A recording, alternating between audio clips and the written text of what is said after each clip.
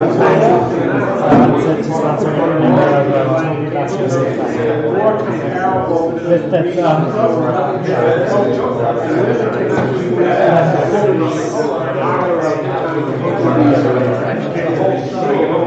for coming, everyone.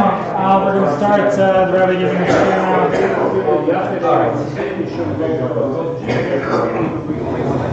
Tell me when you're ready.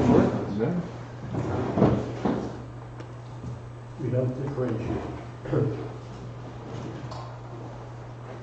Okay, tonight's learning, welcome everyone. Tonight's learning is sponsored Lila Nishmas, Udal Bas David, and also the food and yummy treats we ate tonight is sponsored by Lenny and Susan Goldstein in memory of Susie's mother, Toby Bas Yosef Chaim. Thank you for all the families for the various donations. So there's a lot to cover in tonight's topic. We don't have a lot of time. So a part of me wants to just almost like ask what are the issues that people want to get through, because there's so many good topics here that we could cover. I'll just pick a few of the things that I've done the last couple of weeks, pick just a little bit of things to highlight. So first I thought there was a discussion about the bracha after the Megillah of Haraves Rivenu. So it was interesting, the Ramah said that we don't make this bracha ela b'tzibur. You only make this bracha if done in the communal reading. The question already was asked just during the learning, what about if I'm reading just for myself or for my wife, what to do? So it seems to me that there's a machloket brought down in the Aruch HaShulchan and the Bir Halacha of what is appropriate to do. What I thought was interesting, just understanding this bracha, the nature of the bracha. Everyone understands that the brachos of Mikra Megillah and Sha'as Nisim are all considered almost like a berachos HaMitzvah, just like any other berachos HaMitzvah which we recite before we do the mitzvah. Why is this Haravis Rivenu said at the end? Usually we make the brachos beforehand. Aruch HaShulchan writes, Hatam, what's this whole reason why you don't say unless it's b'tzibur? Dekeven de'ena shaycha l'megillah, ela hi birchas hoda mishum pirsumei nisa, and lo needs kana ela b'tzibur. That was such an interesting formulation. Aruch HaShulchan says the blessing is actually on the communal gathering. The bracha is on the Pirsumei Nisa, and that's why perhaps there is this notion only to say it if you're reading B'tzibur. If you're doing it privately, you don't have B'rov Hadrish HaMelech. There's what to say that maybe one should not say it. And following the Ramah, and also the Bir Halacha brings up the notion of Safek Brachas L'Hakol. If we're in doubt, there's a machloket whether or not to say it. I didn't speak to one of my Rebbeim today to double check. I can still double check, but I would say if we don't hear back from me, assume not to make the bracha Rabbis Rivenu afterwards, based on this Ramah and Safek Brachas L'Hakol. Are you taking questions? Can I ask a question? Sure, yeah. Is there enough kamina if they at the end of the Megillah there's no minyan, and then later on there's a minyan, do you then say Hakel Rabbis Rivenu like at the end of Shabbos or something? Yeah, I would think if you have a minyan, then you definitely have a tzibur. That you definitely could. He only said b'yachid. I think once you have a minyan, you're no longer b'yachid. So even if it comes in the middle, yeah, You can just say like later on too. I think so. I think so. Okay, just another ha'ara. I think it's really important when it comes to thinking about how much we're going to donate and how much we're going to spend on our seudas. Important line to read in the Mishnah Berurah where he's talking about what to spend. He says, "Be'emes mutav laharbos matanas le'avyonim elharbos b'sudas mishlach manot." Better to spend more money on gifts to the poor than mishlach manot and matanas mishlach manot and suda. She'ein simcha gedola b'fu'ara el l'samech leiv aniyim. There is no greater simcha than elevating the hearts of poor people and orphans and widows. I'm not sure if I left out the line, but there's somewhere where I think he even said it's like Doma L'Shchina. I forget where I saw that language, but it compares the idea of giving money to the poor as Doma L'Shchina. You're almost like meeting the Shechina, you're encountering the Shechina, and I feel as an emissary of the shul, giving money to Aniyei Ircha, you feel like you're doing God's work. So I want to encourage everyone to think about their calculations for Matanas Avyonim. I also thought it was very interesting when it comes to the question of Meiser. There was a line also in the Mishnah Berurah that said, Shnei matanos tzarich litei mishalo v'lo mishal meiser. You should give the money mishalo and not from meiser. What's the implication? He says you should give from your money and not from meiser. What's the implication? Not money is set apart already for tzedakah. Okay. The implication is that meiser is not your money, which I thought was also a very Musar Haskell. It says the way halacha views it, it's either from your money or meiser's money. Then he says, "V'hausafa shemosiv yuchal litei mishal meiser." Whatever you're going to give above and beyond, that you can give from your meiser. So the question then is, so what's above and beyond? So for those who got through the sugya, you'll see that there are different shitot, from giving as little as shtei prutot, which is a few cents, a few agurot. In Israel, it's not very much. Basically, ranging up to enough for a simple meal. I think I saw in the footnote somewhere someone said in Israel it's considered 10 shekel. Because 10 shekel you can buy a falafel. However much it costs to buy a falafel, so that's what you need to buy. I know when we were in YU, we asked our Rebbeim what's the minimum amount. So they said, the Wednesday they have the Chinese night. You could buy a whole dinner, a little Chinese package for $10 or whatever it was. What? From here. $10 here also? From kosher. Oh, they got it from here. Okay, but either it's something around, we're talking about $10 would be enough to provide for each ani for at least a meal. Discussing what you saw in the sugya, the purpose of Batal Savyonim, either to give food or money or food they can use for the Suda as well. There was someone asked about the name of Tainus Esther. If it was in the beginning, this whole discussion of what Tainus we're commemorating. Are we commemorating the fast of Esther, the 3-day fast, which was around Pesach time, or are we commemorating the fast that was Yud Gimel Adar, which was for the war? And the Mishmur seems to paskin like we're actually commemorating the Yud Gimel, the fast of the war, not Tainus Esther. Why it's called Tainus Esther? It's Derech Drash. We've talked about in the past, and I can tell people privately. I don't want to spend all of our time just on that point as well. In terms of machzah shekel, just for my own edification, there's a discussion of how old one should give machzah shekel for. I did see there was somewhere where it talked about the notion of a woman giving for the Vlad Bitna, which it wasn't clear until I saw that source whether a woman needs to give machzah shekel. It seems to imply from that source if a woman's giving even for the uber, the infant inside of her, then kol shekain she would be giving for herself. So men can give for their wives, or women can give for themselves as well.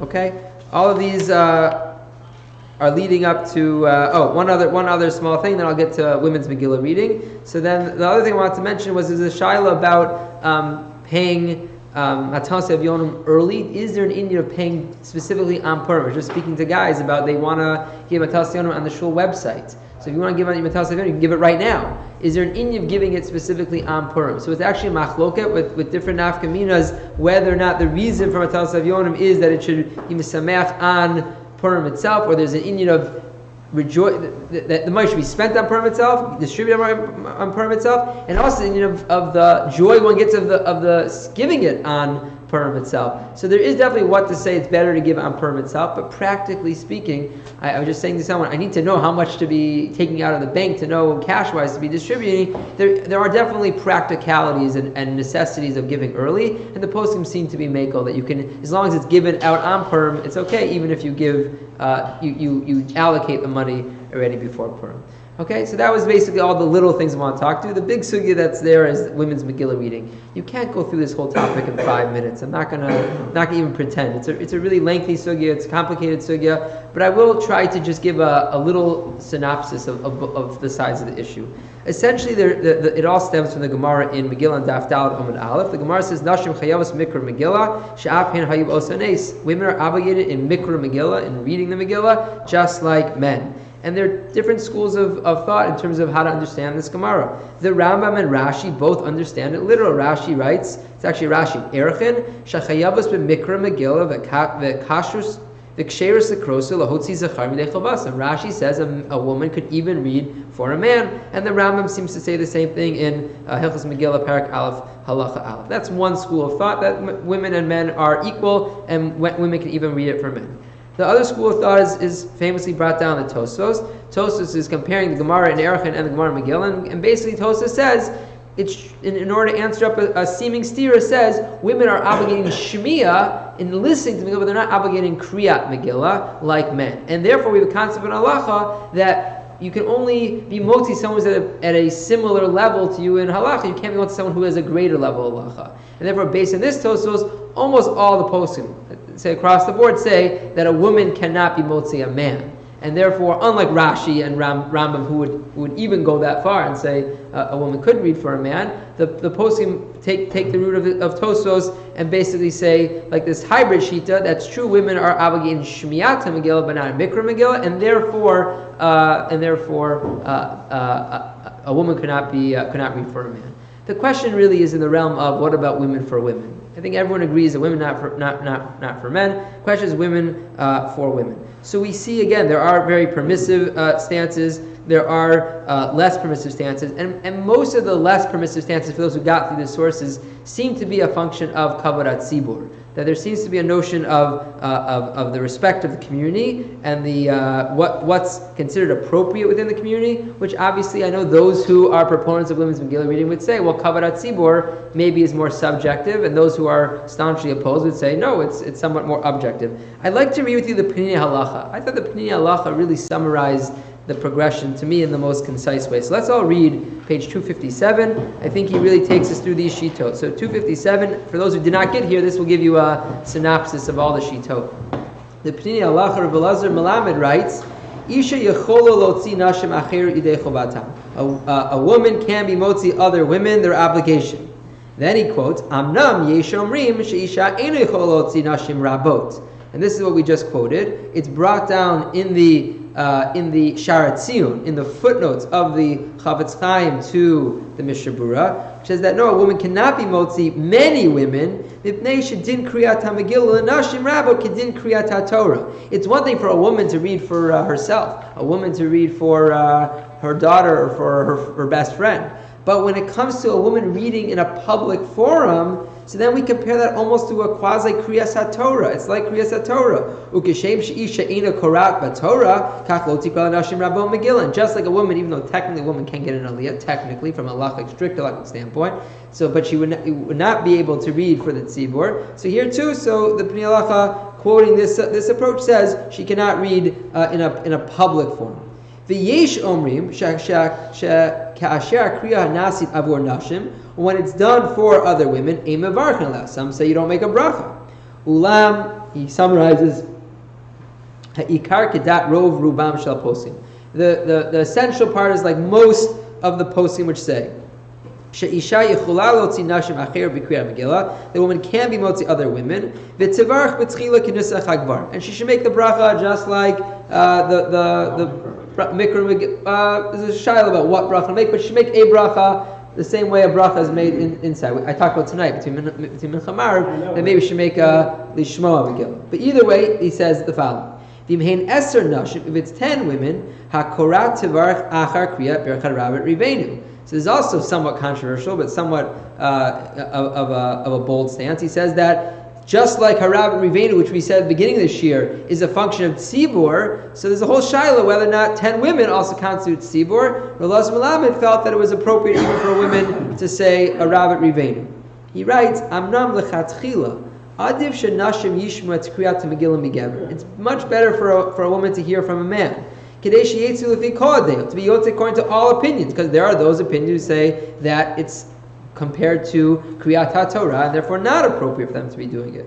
V'atobi yoter, even better than hearing from one man, kol mi sheyochola, as much as one's able, tishma tamagila b'beit knesset imagvarim, best to go to shul and hear it in the communal large reading. Sheberov am hanes mitparsem yoter. The more people that you're reading, the better the better the kriya is. This is just a synopsis of all the dayot. I think he kind of hits on some of the key notes of showing kind of both sides of the coin, the complexities of the issue, and saying, at the end of the day, I've always felt as a shul rav, we're trying to build community and build a shul. And part of the, some might argue building the community means having different strokes, different folks, and that they're entitled, everyone's entitled to that. For me, I'm obviously very invested in the shul, so the more people we get in the door, the better, the Berov HaMahadir Tamelech gets bigger and bigger and bigger. So I think this Panini Halacha really summarizes the issue, but I think at an appropriate time we should really learn through the whole sugya in more in depth, not in just a 5-minute synopsis, to better understand each of the shitot and to see them develop them a little bit further. But I hope here at least you get to understand there is a Rashi and a Rambam which says that it's okay, and there are those who are concerned with kavod tzibur and the zilabu milsa, that it's not respectful. And everyone has to find the psak which really speaks to them, and they've asked your local Orthodox rabbanim and try to figure out how best to have a yontif which is meaningful for everyone. I understand where the Rashi and Rambam are coming from. Why isn't there an issue with kol yishuv? Kol Isha is brought up. I think in the footnotes here, one of the footnotes said that Kol Isha doesn't apply when it's cantillation, when it's just reading the Megillah in a truck, that doesn't constitute Kol Isha. That's what the footnote said. There was a dissenting opinion. Some question whether there is a Kol Isha problem. That might be another issue, but it seems to me that wasn't the prevalent issue that the poskim were concerned. It seems to be that the prevalent issue is this idea of kavod hatzibur, that it's not the language that the Tosa Rush quotes, that the Mishabura in the footnotes mentions that is zilu b'milsa. It's not appropriate. It's kind of what the language is. It's almost like it's not appropriate. So it's not a technical halachic disqualification. The Rash and the Rambam said that that's fine. So I think we have to just be. The reason why I think we should talk about it is we should be educated individuals. We shouldn't just passel one way or matzir one way. We should just learn the sources and become educated Jews. And that's really the most important thing, is to be educated b'nei and b'nos Torah. All right, we'll stop here. Do we have 10 people who want to daven? 3, 4, 5. I can stay. Anyone else? 6, 7. We do that every week. Sure, yeah. 2 questions. The second question is, do you guys want to start at 8 o'clock next week? If there's anyone who doesn't want to start at 8 o'clock, let me know. Why don't we do it tomorrow? We prefer it. You could do 8 o'clock tomorrow. You could. For 7:47, when we're done with Marv and Shul. That's not good for me. That's good for Josh, you could